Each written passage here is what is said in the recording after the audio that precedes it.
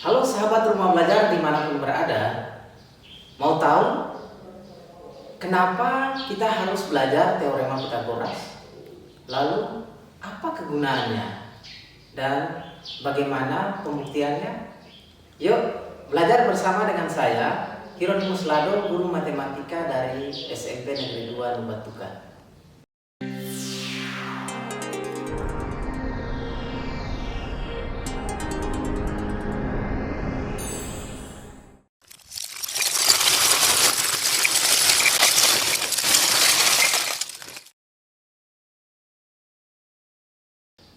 Sebelum mempelajari teorema Pitagoras, alangkah baiknya kita lihat terlebih dahulu penggunaan teorema Pitagoras dalam kehidupan sehari-hari melalui tayangan berikut ini.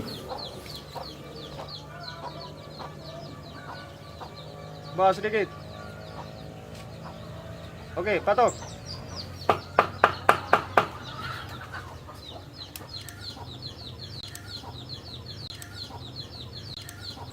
Itu kenapa ukurannya begini? Supaya bangunan itu siku-siku dari dasar. Bangunannya itu lurus sampai ke atas. Dalam video tadi, terdapat informasi penting yang dapat kita peroleh berdasarkan pertanyaan sang anak. Mengapa ukurannya harus 60, 80, dan 100 cm? Lalu, apa jawaban Pak Tukang? Agar sudut yang terbentuk adalah siku-siku. Mengapa demikian? Untuk menjawab pertanyaan tersebut, mari kita lihat pembuktian berikut ini. Di sini telah tersedia papan berpetak yang setiap sisi kotaknya berukuran satu satuan panjang.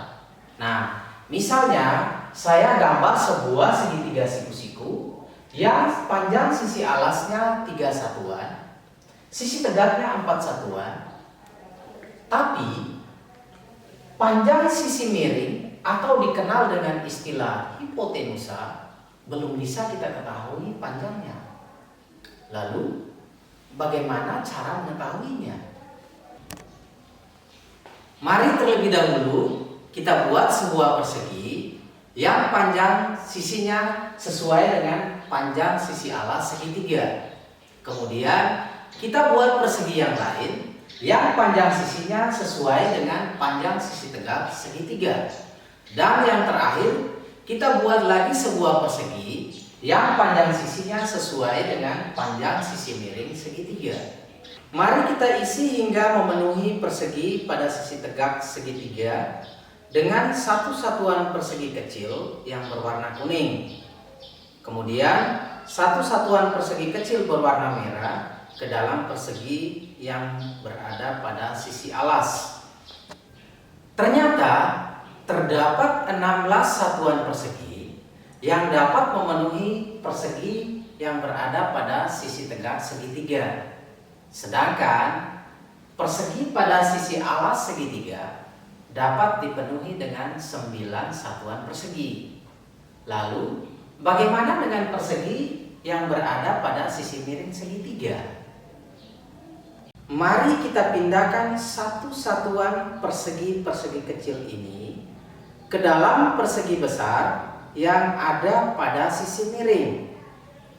Ternyata semua satuan persegi kecil yang terdapat pada persegi di sisi alas dan juga sisi tegak dapat memenuhi secara utuh persegi besar pada sisi miring. Dengan demikian, panjang sisi miringnya adalah 5 satuan panjang. Lalu, bagaimana dengan ukuran yang digunakan Pak Tukang tadi? Jadi sebenarnya, ukuran yang digunakan Pak Tukang adalah 20 kali lipat dari ukuran yang digunakan dalam pembuktian tadi. Apakah sahabat sekalian sudah memahaminya? Saya berharap demikian. Nah, untuk mengeksplor lebih jauh mengenai teorema Pitagoras, silakan sahabat sekalian mengakses link berikut ini ya. Sampai di sini perjumpaan kita dan tetap semangat dalam belajar karena belajar dapat dilakukan di mana saja, kapan saja, dan dengan siapa saja.